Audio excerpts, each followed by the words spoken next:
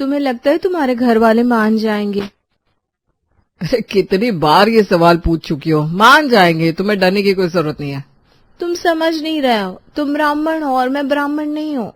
हाँ मैं शाकाहारी हूँ, लेकिन फिर हमारी कास्ट। अरे ऐसा कुछ नहीं होगा, मेरे घर वालों को कोई इतनी तकलीफ नहीं होगी, और हुई भी तो मैं हूं ना, मैं उन्हें मना लूंगा।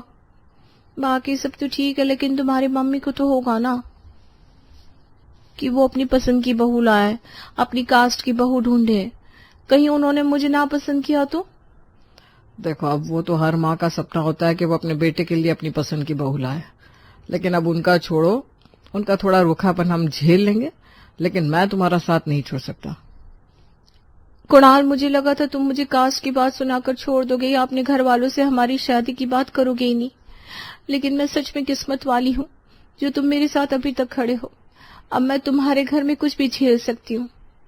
चाहे अब कुछ भी हो, घर वालों का गुस्सा, मम्मी की नफरत, मेरे घर वालों का नाराज होना, अब हम सब कुछ साथ में झेल लेंगे, लेकिन कम से कम हम साथ तो होंगे। जहां आजकल के लड़का लड़की आपस में कुछ वक्त के बाद कास्ट की बात आते ही दूरी बना लेते हैं, वहीं नायरा और कुणाल का प्यार पवित्र था। दोनों ने अपने घर वालों से अपनी शादी की रजामंदी ली और उन्हें मनाकर पूरी रीति रिवाज के साथ शादी की। मुझे विश्वास नहीं हो रहा कि हमारी शादी हुई है। विश्वास कर लो, क्योंकि अब हमें हमेशा साथ में ही रहना है। अब हम पति पत्नी बन चुके हैं। मैं तुमसे वादा करती हूँ, मैं एक अच्छी पत्नी, एक अच्छी बहू और एक अच्छी गृहिणी बनकर दिखाऊंगी। मैं तुम्हें और तुम्हारे घर वालों को किसी भी शिकायत का मौका नहीं दूंगी। मुझे तुम पर पूरा विश्वास है नायरा, और तुम बिल्कुल चिंता मत करना। मैं तुम्हारे साथ हमेशा ही खड़ा रहूंगा और हमारे भविष्य के लिए आज से ही और मेहनत करूंगा। कहते हैं अगर प्यार और जीवन साथी दोनों अच्छे हो तो रास्ता कितना भी मुश्किल क्यों ना हो, आसान लगने लगता है। कुणाल और नायरा दोनों ने अपने आने वाले भविष्य के लिए जी तोड़ मेहनत करने का सोच लिया और उसके लिए खूब मेहनत भी करने लगे। क्या हुआ, सुबह से परेशान लग रही हो, कुछ बात है क्या? जीजी का फोन आया था कानपुर से। उनकी तबीयत काफी खराब है और उनके पास कोई करने वाला भी नहीं है। बेटे बहू उनके बाहर रहते हैं। हाँ तो तुम चली जाओ, उनकी मदद हो जाएगी। लेकिन घर, यहाँ नई बहू आई है, उसे अभी तक कुछ पता नहीं है, मैं कैसे जाऊं? माँ जी, क्या मैं अंदर आ सकती हूँ? हाँ आ जाओ बेटा। सॉरी, मैंने आपकी और पापा जी की बात सुन ली। आप यहाँ घर की चिंता मत कीजिए, मैं यहाँ सब कुछ संभाल लूंगी। अब मासी जी के पास जाइए। सच में? हाँ माँ जी, आपने मुझे स्वीकार किया है, मैं इस घर की बहू हूँ। अब ये मेरा फर्ज है कि मैं इस जिम्मेदारी को अच्छे से संभालूं। आप जाइए और मासी की मदद कीजिए, मैं यहाँ सब कुछ देख लूंगी। अगर बहू कह रही है तो चली जाओ, हम यहाँ सब देख लेंगे। नायरा के पास मौका था कि वो अपने आप को साबित कर सके, वो दिखा सके कि वो इस घर के लिए बिल्कुल सही पसंद थी। मीरा उसी रात को कानपुर के लिए निकल जाती है और नायरा ने भी रात को ही सुबह 6 बजे का अलार्म लगा दिया। इतनी सुबह का अलार्म क्यों लगा रही हो? पापा जी सुबह सैर पर जाते ना, उनके लिए चाय बनानी होती है। मैं नहीं चाहती कि माँ जी को लगे कि मैंने इस घर की जिम्मेदारी अच्छे से नहीं संभाली। अरे लेकिन तुम इतना सब कर पाओगी? मैंने खुद माँ जी से कहा है, मैं सब कुछ देख लूंगी। अब अगर मैं इसमें असफल रही तो हमेशा के लिए माँ जी की नजर में गिर जाऊंगी। ठीक है। अच्छा, कल से ना मेरा ऑफिस का वक्त भी थोड़ा जल्दी हो गया है, तो मुझे भी जल्दी उठा देना और मेरा टिफिन तैयार कर देना। ठीक है। अगली सुबह से नायरा 6 बजे ही उठ गई। आज से पहले वो इतनी सुबह कभी नहीं उठी थी, लेकिन अपने वादे को पूरा करने के लिए वो सब कुछ करने को तैयार थी। अरे बहू, तुम उठ गई क्या? जी पापा जी, लीजिए आपकी चाय तैयार है। वाह, चाय भी तैयार हो गई, क्या बात है। अच्छा, 2 कप और बन सकती है क्या चाय? वो शर्मा और मनोहर भी मेरे साथ पी लेंगे। हाँ जी, मैं भी बना देती हूँ पापा जी, आप उन्हें बुला लीजिए, मैं 2 कप चाय रख देती हूँ। और साथ में बिस्कुट भी दे देना उन्हें। जी जी, अभी लाती हूँ। कुंदन और उसके दोस्त चाय पीकर सैर पर चले जाते हैं। उसके बाद नायरा आंगन की सफाई करती है। तब तक कुणाल के उठने का वक्त हो जाता है। कुणाल उठ जाइए ना, आपके ऑफिस का वक्त हो रहा है। हाँ भाई, उठ गया हूँ। गर्म पानी और मेरा नाश्ता बना दो, मैं बस अभी आया। जी, मैंने आपके कपड़े बाकी चीजें भी रख दी है, जल्दी से आ जाइए, नाश्ता और टिफिन तैयार कर देती हूँ आपका। हाँ ठीक है। भाभी, आप भाई का नाश्ता बना रही है? हाँ, तुम्हें कुछ चाहिए था क्या नियति? मुझे ना कोल्ड कॉफी पीनी थी, बना देंगे आप? मैं थोड़ी देर में बना दूं तुम्हारे लिए, अभी कुणाल का टिफिन भी तैयार करना है ना मुझे। ठीक है, फिर मैं खुद ही बना देती हूँ। अरे नियति, तुम नाराज मत हो, मैं अभी बना देती हूँ, रुको। तुम अपने कमरे में बैठो, मैं बस अभी लाई। ठीक है।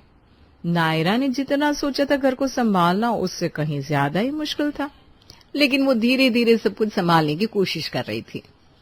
तुमसे कहा था कि नाश्ता तैयार रखना, अभी तक हुआ नहीं। वो सॉरी, एक्चुअली वो नायरा, मुझे देर हो रही है और भूख भी लगी है और तुम वो कि ये वो कर रही हो।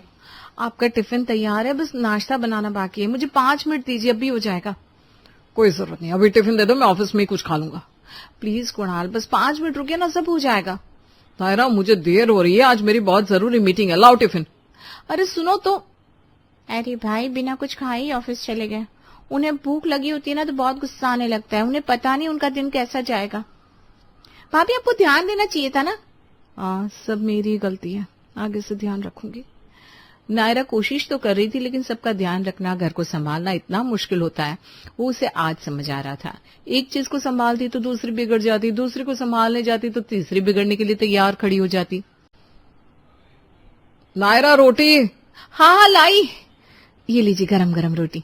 नियति, तुम्हारे लिए पराठा। भाभी, आपने पापा के लिए सूप नहीं बनाया? सूप? उन्होंने तो कहा कि वो खाना नहीं खाने वाले हैं, तो मैंने कुछ बनाया नहीं। ये कैसी बात हुई, खाना नहीं खाएंगी तो सूप तो बनाना चाहिए था आपको। सॉरी पापा जी, मुझे लगा आपने खाने के लिए मना किया था तो मैंने कुछ बनाया ही नहीं, मुझे लगा। क्या लगा नायरा, पापा खाना नहीं खाते तो सूप भी नहीं पियेंगे? अरे सूप तो पियेंगे ना। अरे कोई बात नहीं, मैं कुछ और खा लेता हूँ। सॉरी पापा जी, मैं अभी आपके लिए बना देती हूँ कुछ। नहीं, मैं ठंडा दूध ही पी लूंगा। भाभी, आप पूछ लेते पापा से, अभी बेचारे ठंडा दूध पी रहे हैं।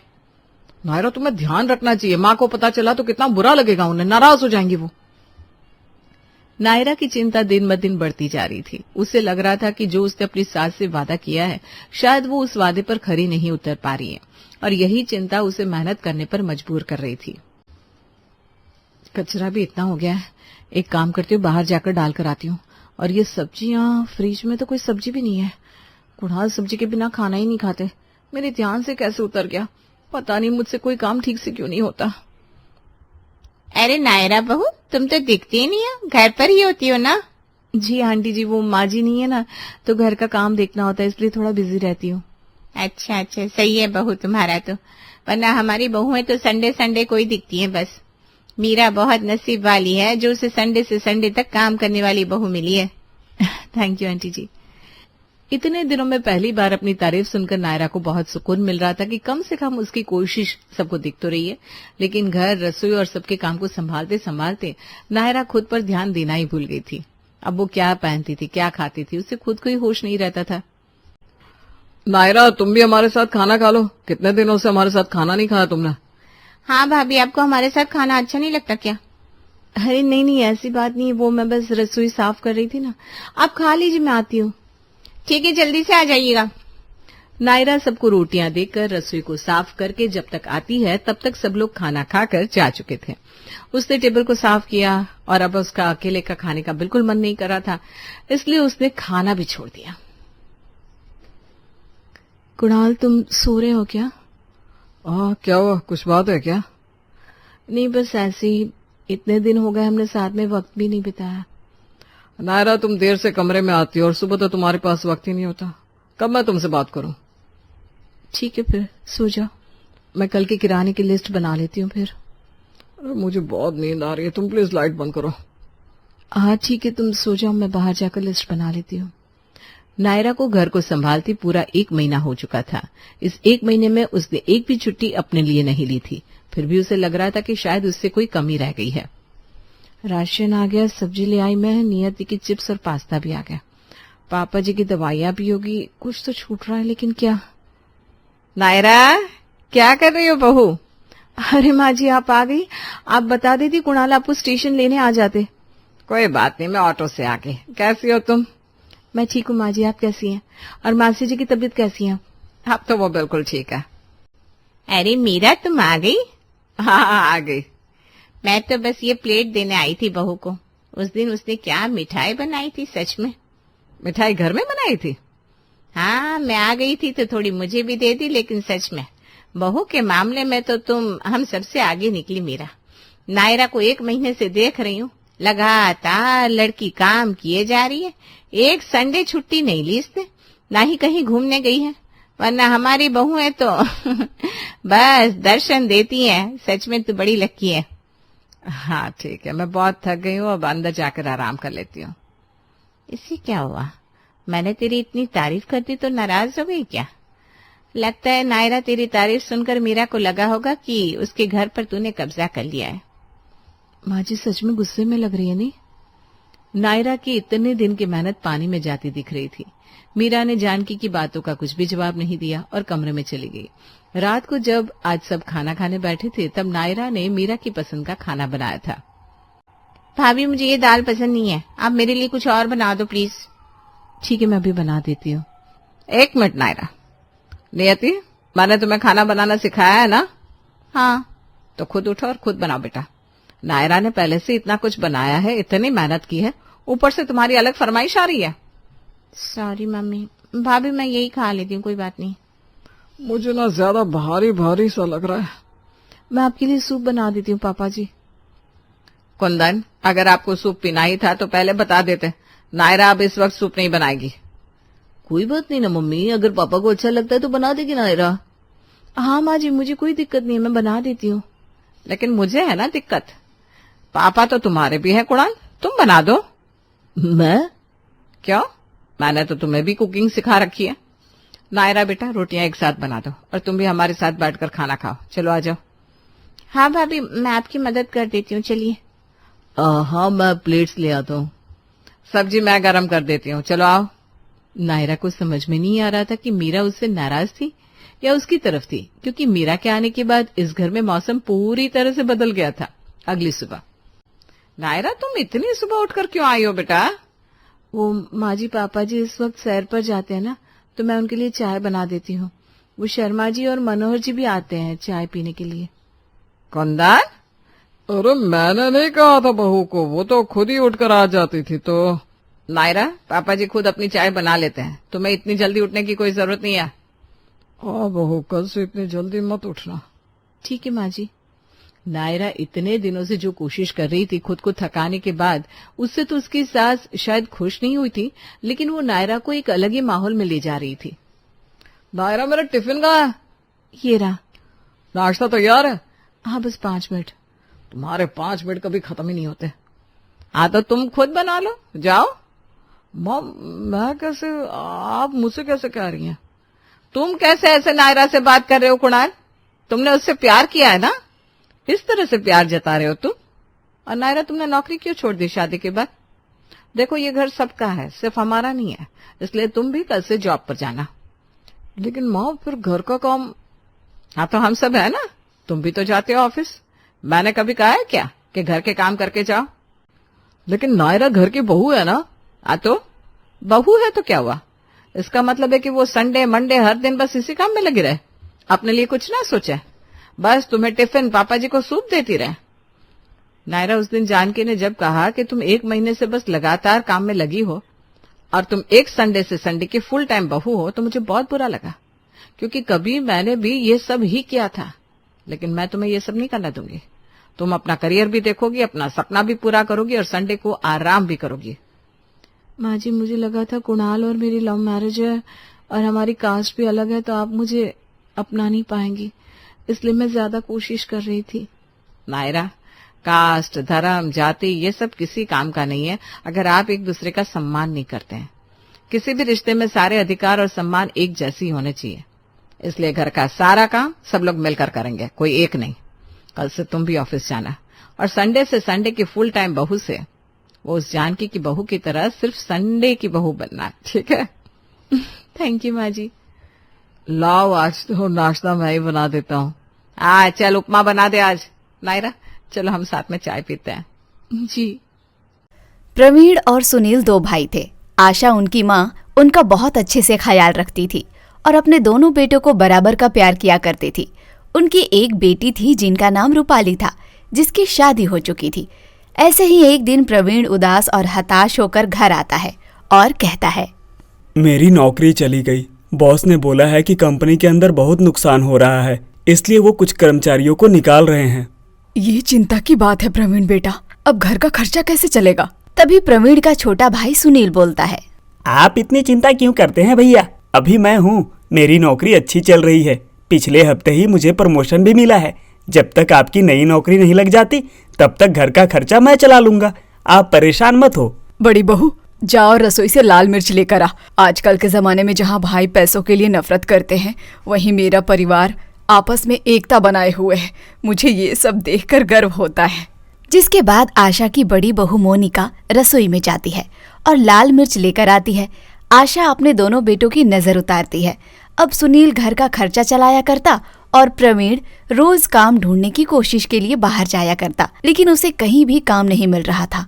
एक रात 9 बजे थका हारा घर आता है और उसकी पत्नी बोलती है, अजी आपको कहीं काम मिला या नहीं? अगर ऐसा ही चलता रहा तो धीरे धीरे देवरानी मुझे ताने देने लगेगी कि घर का खर्चा उसके पति के पैसों से चल रहा है। मैं कोशिश कर तो रहा हूँ ना मोनिका कि मुझे नौकरी मिल जाए। अब नहीं मिल रही है तो मैं क्या करूँ? और वैसे भी उसने तो अभी तुम्हें कुछ कहा भी नहीं है। ये सब कुछ सुनने के बाद मोनिका ने अपने मन में कहा, क्यों ना मैं ऐसा करूं कि अगर वो मुझे कुछ नहीं कह रही तो मैं ही उसे कहने लग जाऊं। कम से कम उसे बोलने का मौका तो नहीं मिलेगा। ऐसे ही एक दिन आशा और मोनिका घर में बैठकर टीवी देख रही होती हैं और मीनू बाहर से शॉपिंग करके आती है और आशा उससे पूछती है, क्या बात है बहू, आज तू बाहर से शॉपिंग करके आई है? लगता है छोटी की तनख्वाह आ गई। माँ जी, बहुत दिनों से एक साड़ी पसंद थी और उसे खरीदने के लिए सोच रही थी। आज उनकी तनख्वाह आई तो सोचा ले लेती हूँ। ये सारी बातें सुनने के बाद मोनिका को मौका मिल गया और उसने कहा, हाँ हाँ, देवरानी जी तो नई नई साड़ियाँ खरीद कर लाएंगी ही ना। उनके पति अच्छा जो कमाते हैं, मेरे पति तो नौकरी ही नहीं करते। मुझे कहाँ ये सब कुछ खरीदने का मौका मिलेगा। ऐसी बात नहीं है दीदी, आप मुझे बोलती तो मैं आपके लिए भी साड़ी ले आती।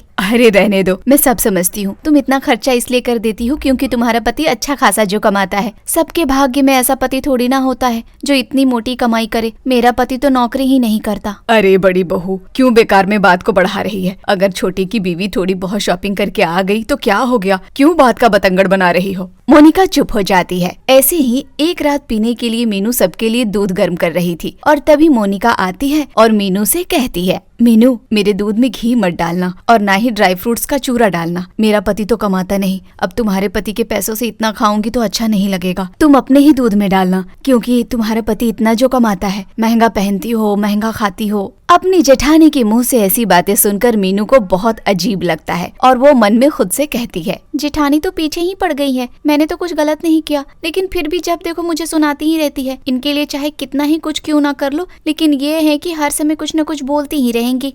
ऐसा कुछ नहीं है दीदी, आप बेकार में इतना सब कुछ सोचती रहती हो, इसलिए अब ज्यादा परेशान मत होइए। जो जैसा है उसे वैसा चलने दीजिए। इतना बोलकर मीनू वहाँ से चली जाती है। ऐसे ही कुछ दिन और गुजरते हैं और एक दिन मोनिका फिर से अपने पति के पास जाती है और कहती है, सच्ची सच्ची बताइए, अभी भी आपकी नौकरी लगी या नहीं? अब तो पूरा महीना होने को आया है। मोनिका, जब मेरी नौकरी लग जाएगी तो मैं देसी घी से बने बूंदी के लड्डू चढ़ाऊंगा भगवान को और सबसे पहले तुम्हें बताऊंगा। मोनिका चुप हो जाती है और वहाँ से चली जाती है। जिसके बाद एक दिन मोनिका और आशा फिर से खाने के इंतजार में बैठे हुए थे और घर पर मीनू और उसका पति सुनील नहीं थे। मीनू रात के 8 बजे अपने पति सुनील के साथ बाहर से घूम कर आती है और वो बाहर से खाना लेकर आई हुई थी। उसने घर वालों को सोफे पर बैठे देख बोलती है, आप सब लोग सो रहे थे? असल में सुनील जी का कॉल आया था कि आज उनकी छुट्टी जल्दी हो गई है और वो मुझे मूवी के लिए लेकर जा रहे थे, तो हम मूवी पर चले गए थे। आप सबको परेशान नहीं किया और देखिए मैं आप सबके लिए बाहर से ही रेस्टोरेंट से खाना पैक करवा कर लेकर आई हूँ। एक काम करो मीनू, तुम ये खाना गर्म कर लो, मैं तब तक चेंज करके आता हूँ, फिर सारा परिवार साथ में बैठकर खाना खाएंगे। ठीक है सुनील जी, आप चेंज कर लो, तब तक मैं खाना गर्म करके लगा देती हूँ। अब मीनू रसोई में खाना लेकर जाती है और खाना गर्म करके सब लोगों के लिए खाना लगा देती है। वहीं पीछे से मोनिका को फिर से मौका मिल जाता है और वो आशा के कान भरते हुए कहती है, माँ जी, आपको नहीं लगता कि देवरानी कुछ ज्यादा ही उछल रही है? मेरे पति की नौकरी क्या गई और इनके पति का अच्छा खासा प्रमोशन हो गया। ये लोग तो बाहर से भी खाना लाने लगे। काश मेरा पति भी कमाते होते तो मैं भी आपको बाहर से खाना खिला देती, पर मैं इतना इतराती कभी नहीं। बहू, तू कुछ ज्यादा ही सोच रही है। मीनू बहुत थक गई थी और उसने सोचा सब लोगों के लिए बाहर से खाना ले आते हैं, तो इस बात को इतना क्यों बढ़ा रही है?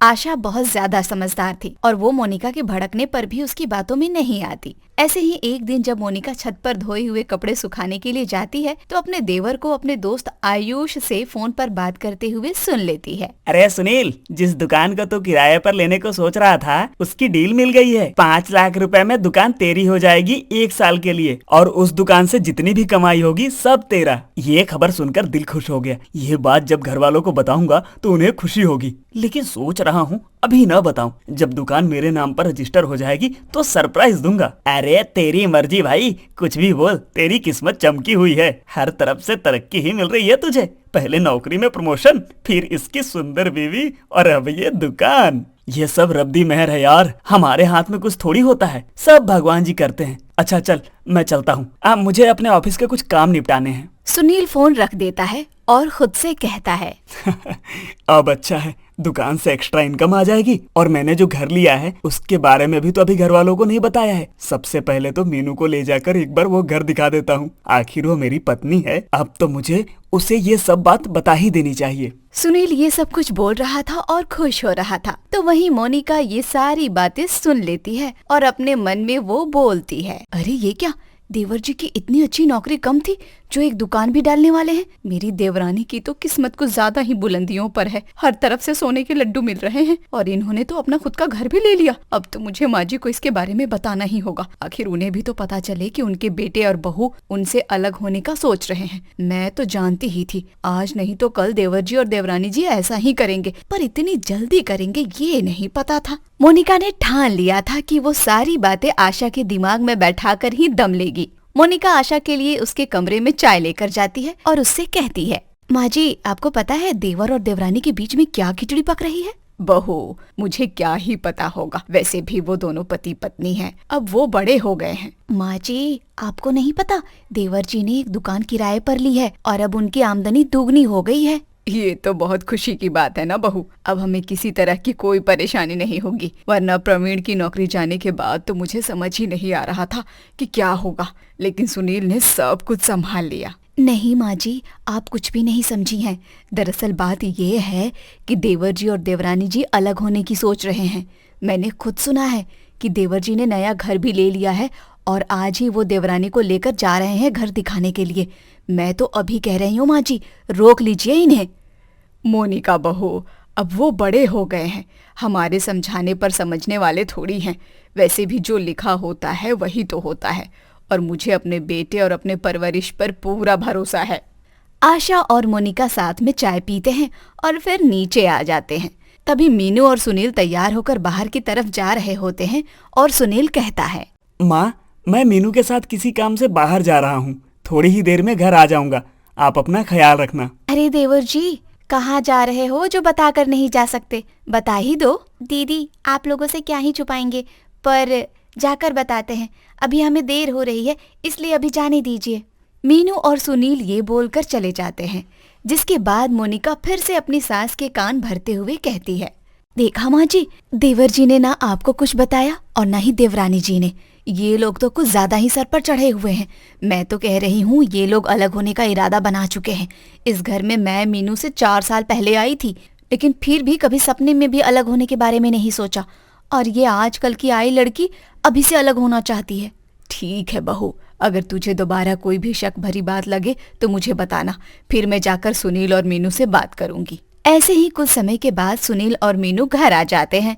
अब मोनिका ने तो सोच लिया था कि वो उन पर बहुत अच्छे से नजर रखेगी। रात के समय वो दोनों के लिए दूध देने के बहाने उनके कमरे के पास जाती है और उनकी बातें सुनने लगती है। अब सब कुछ अच्छे से सेटल हो जाएगा, घर ले लिया है, अगले हफ्ते के शुक्रवार का मुहूर्त भी निकल गया है और दुकान भी रविवार तक हमारे नाम हो जाएगी। शुक्रवार से हमारे जिंदगी में सब कुछ अच्छा होगा। हाँ, फिर मैं भी राहत की सांस ले पाऊंगा और किसी तरह की कोई परेशानी नहीं होगी, वरना अभी घर का खर्च चलाने में परेशानी हो जाती है। मीनू। मोनिका ये सारी बातें सुन लेती है, लेकिन किसी को कुछ नहीं बताती और अपने देवर देवरानी को दूध देकर वापस अपने कमरे में आ जाती है। अगले दिन वो सारी बातें अपनी सास आशा को बता देती है। सुबह नाश्ते के समय जब सारा परिवार साथ में बैठा होता है तो आशा कहती है, मीनू बहू, सुनील बेटा, आखिर ये सब कुछ चल क्या रहा है? तुम लोग हमसे क्या छुपा रहे हो? मैंने सुना है कि तुमने कोई घर ले लिया है, कोई दुकान डालने वाले हो। ये बात सुनने के बाद मीनू और सुनील दोनों घबरा जाते हैं। सुनील मीनू को आंख मारता है और कहता है, अरे नहीं माँ, आपने गलत सुन लिया होगा। मैं अपने दोस्त से ये बात कर रहा था कि उसे घर कहाँ लेना चाहिए। शायद किसी को सुनने में गलतफहमी हो गई होगी। सुनील ये बोलकर ऑफिस के लिए निकल जाता है। वहीं प्रवीण भी काम के लिए चला जाता है और मीनू सारे जूठे बर्तन उठाकर रसोई में चली जाती है और मोनिका कहती है, देखा माँ जी आपने, आपके बेटे बहू ने इतना बड़ा सफेद झूठ साफ साफ बोल दिया। अरे मैंने खुद सुना है कि रविवार को दुकान उनके नाम हो जाएगी और शुक्रवार को घर का मुहूर्त है। ये लोग अलग कर रहे हैं और अलग होने की सोच रहे हैं। आप कुछ बोल ही नहीं रही। अब मैं कुछ क्या ही बोल सकती हूँ मोनिका, मेरे पास कोई सबूत थोड़ी है। आशा ये बोलती है और अपने कमरे में चली जाती है। जिसके बाद में मोनिका अब अपने आप से कहती है, अब कुछ भी हो जाए, सुनील भैया अपनी बहन से कुछ भी नहीं छुपाते हैं। अगर ऐसी कोई बात है तो जरूर उन्हें पता होगा। मुझे एक बार अपनी ननद को कॉल करना चाहिए और सब कुछ पता करने की कोशिश करनी चाहिए। अब मोनिका रूपाली को कॉल लगाती है और मीठी मीठी बातें करके पहले तो उससे इधर उधर के आधे घंटे बात करती है। उसके बाद अचानक ही सवाल पूछती है, रूपाली दीदी, आपको सुनील भैया ने सब कुछ बता तो दिया है ना? मुझे तो उन्होंने पहले ही सब कुछ बता दिया है और बोला है कि किसी को कुछ नहीं बताना। क्या आपको भी सुनील भैया ने दुकान और घर के बारे में बता दिया? भाभी, आप मेरा नाम मत लेना कि मैंने आपको बताया है। उन्होंने मुझे कसम दी थी कि मैं किसी को भी ना बताऊं। ऐसा हो सकता है क्या रूपाली कि वो अपनी बड़ी भाभी से कोई बात छुपा ले? मुझे सब कुछ पहले से पता है। मैं तो बस ये देख रही थी कि तुम्हें सब कुछ पता है या नहीं। अच्छा भाभी, ये सब छोड़ो। आप घर में किसी को भी मत बताना कि हमारी इस बारे में कोई भी बात हुई है और मैं शुक्रवार को पूजा में आ रही हूँ, तभी मिलकर बात करते हैं। रूपाली बोलकर कॉल कट कर देती है। उसके बाद मोनिका उसकी सारी कॉल रिकॉर्डिंग अपने सभी ससुराल वालों के आगे सुना देती है। ये सब सुनकर आशा की आंखों में आंसू भर जाते हैं और वो कहती है, मैंने कभी नहीं सोचा था कि मेरा खुद का बेटा मुझसे इतना बड़ा झूठ बोलेगा। अगर तुझे अलग होना था तो ऐसे ही हो जाता। ये सब कुछ करने की क्या जरूरत थी? देवर जी, अगर आपके मन में अलग होने का ख्याल आ रहा था तो कम से कम मेरे पति की नौकरी लगने का इंतजार कर लेते। मैंने आपसे ये कभी उम्मीद नहीं की थी। जहाँ सुनील ये सब सुनने के बाद भी बिल्कुल चुप खड़ा था, तो वहीं अब मीनू से ये सब कुछ सहन नहीं होता और वो जवाब देते हुए बोलती है, बस जेठानी जी, बहुत हो गया। आप सब से हम कुछ नहीं कह रहे तो आप तो हमारे पीछे ही पड़ गई हैं। हद होती है किसी चीज की। 2 बार आपको टालने की कोशिश की, लेकिन आप तो कुछ सुनने को राजी ही नहीं है। अगर तुमने अभी बताया तो सरप्राइज खराब हो जाएगा। प्लीज मीनू, अभी इन्हें कुछ भी मत बताओ। नहीं सुनील जी, मैं अभी तक आपके कहने पर चुप थी, लेकिन अब तो मेरी जेठानी मेरे पीछे ही पड़ गई है। अगर आप लोगों को सच जानना है ना तो सुनिए, मैं आपको सारा सच बताती हूँ। दरअसल बात ये है कि सुनील का काम अच्छा चल रहा था और प्रमोशन से उनके पास कुछ पैसे भी आए थे और थोड़े पैसे उन्होंने एफडी में जमा किए थे, जिसके बाद उन्होंने भैया के लिए दुकान डाली ताकि भैया उस दुकान को चला सके। पर ये बात सरप्राइज रखी। हम ये बात शुक्रवार को बताना चाहते थे, पर आपने हमारी जासूसी इतनी कर ली कि आपको ये याद ही नहीं रहा कि इस शुक्रवार को आपकी शादी की सालगिरह है। हे भगवान, मैं तो खुद ये बात भूल गई थी। अगर अपनी देवरानी के पीछे पड़ना बंद किया होता तो आपको शायद ये बात अच्छे से याद होती। हमने सोचा था कि एक घर लेकर हम किराए पर डाल देंगे और उससे जो पैसे आएंगे उससे भैया दुकान में सामान भरवा लिया करेंगे और दुकान से आने वाले पैसों से भैया घर का खर्चा चला पाएंगे, क्योंकि भैया को इस तरह जगह जगह ऑफिस में इंटरव्यू देते हुए सुनील जी देख नहीं पा रहे थे। ये सब जानकर मोनिका का सर शर्म से नीचे झुक जाता है और सुनील को भी बहुत बुरा लगता है। प्रवीण भी मोनिका से कहता है, मेरी माँ और मैं, हम दोनों ने तुम्हें समझाया था कि मेरा भाई कभी गलत नहीं हो सकता। हमारी जोड़ी राम और लक्ष्मण की तरह है, लेकिन तुम ही न जाने क्यों इन दोनों के पीछे पड़ी हुई थी। तुम्हें शर्म आनी चाहिए। बहू, मैंने कहा था ना कि मेरा बेटा बहुत समझदार है और मुझे अपनी परवरिश पर भरोसा है। वो जो कुछ कर रहा होगा बिल्कुल सोच समझ कर रहा होगा, लेकिन तूने किसी की भी बात नहीं मानी और जेठानी बनकर देवरानी के पीछे पड़ी रही। देख तेरी वजह से क्या हो गया। मोनिका को बहुत ज्यादा रोना आता है। उसे एहसास होता है कि उसका परिवार सच में कितना अच्छा है और वो बेकार में खुद को छोटा और बुरा महसूस कर रही थी। जिसके बाद वो सबसे हाथ जोड़कर माफी मांगती है और कहती है, जब से मेरे पति की नौकरी गई, मुझे समझ में नहीं आ रहा था कि इस घर में मुफ्त का निवाला कैसे तोड़ूं, और इसलिए ये सब कुछ मुझसे गलती से हो गया। मुझे माफ कर दीजिए, मैंने बहुत बड़ी गलती कर दी। भाभी, आप ऐसा कैसे सोच सकती हैं? जब मैं छोटा था और कॉलेज जाता था तब भैया ही पूरे घर का खर्चा चलाते थे। वो अपने हिस्से की रोटी मुझे खिलाते थे, तो मैं कभी भी उनके लिए बुरा कैसे सोच सकता हूँ। आप हमेशा मेरे साथ मेरी बड़ी बहन जैसी हो, इसलिए मैं आपको कुछ बताना नहीं चाहती थी, क्योंकि हम दोनों आपको सरप्राइज देना चाहते थे। अगर मैंने भी आपको कुछ उल्टा सीधा बोला हो तो दीदी मुझे माफ कर दीजिए। मोनिका और मीनू गले लग जाते हैं। मोनिका को अपनी गलती का एहसास होता है। अब पूरा परिवार एक साथ शुक्रवार का इंतजार करता है। शुक्रवार को रूपाली भी आ जाती है और पूरा परिवार मिलकर घर का मुहूर्त करता है और दुकान का भी। अब प्रवीण को नौकरी करने के लिए नहीं जाना पड़ता था, वो दुकान चलाया करता और सुनील ने जो नया घर लिया था उससे आने वाले किराए से दुकान में सामान भर जाया करता। अब प्रवीण और सुनील बराबर के पैसे कमाया करते, जिससे घर में बरकत भी होती।